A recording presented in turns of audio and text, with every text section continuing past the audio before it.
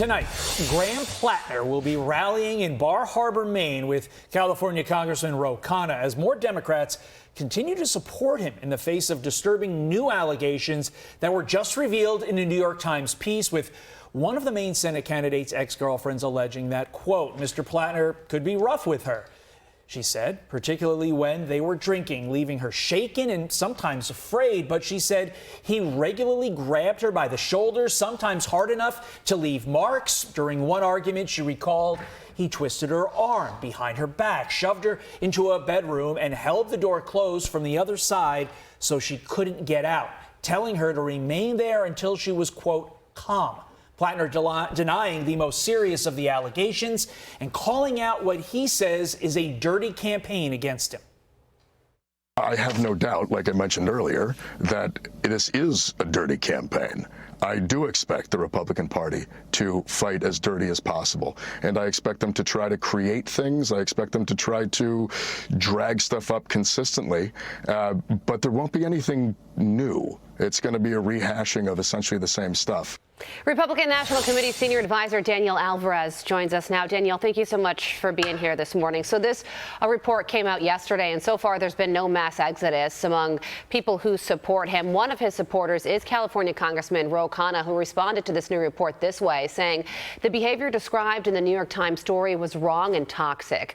Graham has acknowledged that and sought redemption. The people of Maine deserve a senator who is going to stand up to the billionaire class against genocide and for the working people. So gone are the days of the Me Too movement where so much as a mention of poor treatment of women could cause you to lose your job. But beyond that, politically, Danielle, what do you make of Democrats who support him digging in right now?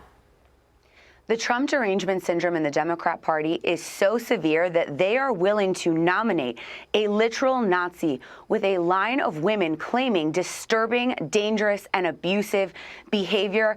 I mean, it's an incredible shame how far the Democrat Party has fallen. It is why it is so important to re-elect Susan Collins in Maine. I want to tap into your RNC hat for a second here. Now, when we saw you were on the show, obviously we love having you on, Danielle, but I was particularly happy because I really want to ask somebody from the RNC this question. If this is what the Democrats and the New York Times, which is basically a Democrat-adjacent newspaper, have revealed about Platner, are you folks at the RNC potentially sitting on something even bigger that you are holding until Platner gets on the ballot, wins the primary, gets on the November ballot, and it's too soon for you, for Democrats, I should say, to remove him from the ballot, meaning it's locked in, he's there, and you guys release something from the RNC. Talked about this a little bit on Outnumbered with Kayleigh McEnany on Wednesday. I wanted to get your thoughts today. Well, the RNC's research team is always looking into candidates.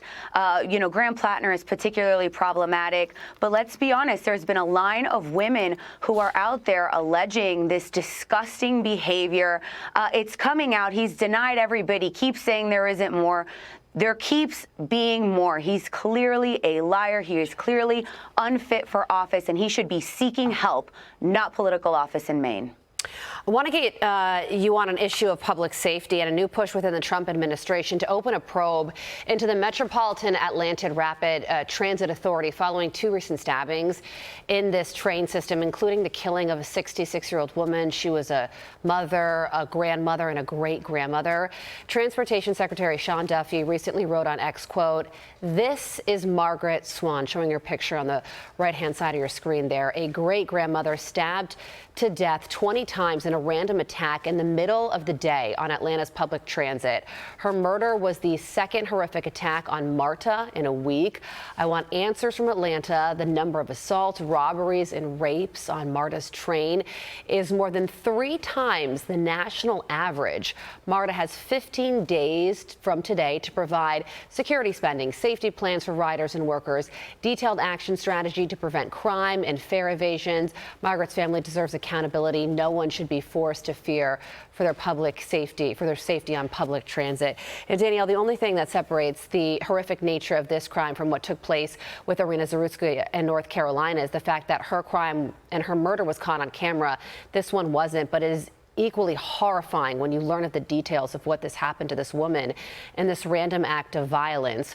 Why is the Trump administration focusing in on this case, and what is the Trump administration trying to say when it comes to public safety overall?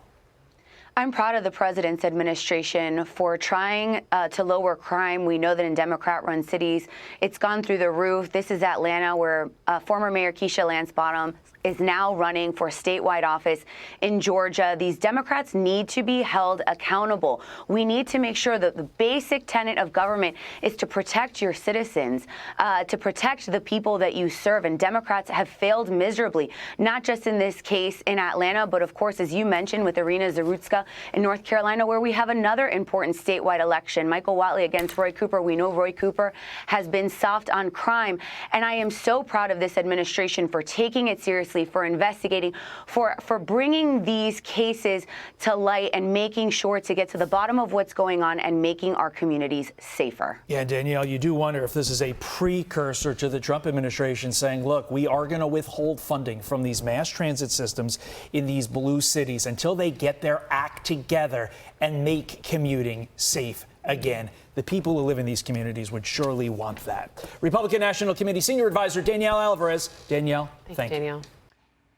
Be sure to like and subscribe for all the Fox News latest on YouTube and catch full shows streaming now on Fox One.